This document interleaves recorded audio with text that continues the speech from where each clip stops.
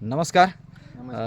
आपण भेटतोय निखिल मानकर साहेबांना, ज्यांना आपण एम्पायरनेटचे प्रोडक्ट आपण दिले होते.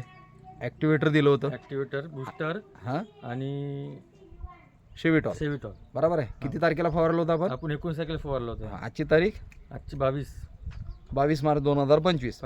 तर आता आपण जे कांद्याचं वाफे बघणार आहोत, ज्या कांद्याच्या वाफ्यावरती आपण फवारलं, तर तो कांद्याचा वाफा दाखवा आम्हाला.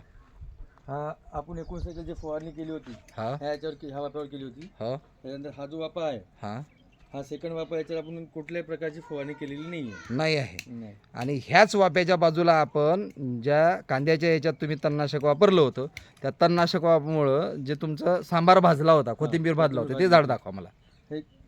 हे कोथिंबीर आहे. हां याला नवीन फुटवे आणि हिरवागार आहे. हां आणि जे आपण याचा कांद्याचा प्रादुर्भाव झाला होता औषधाचा, हो तणनाशकाचा. तणनाशकाचा, हां तो इथं दिसत आहे. हो.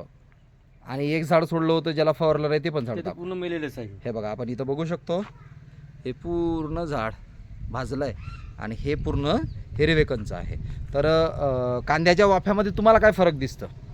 त्याचे जे वरचे शेंडे आहे, हे शेंडे पूर्ण म्हणजे असे लाल आलेले आहे. अच्छा. आणि ज्या आपण फवारणी केली होती हां त्याचे जसे तसेच म्हणजे हिरवेगार आहे. हिरवेगार आहे. हां.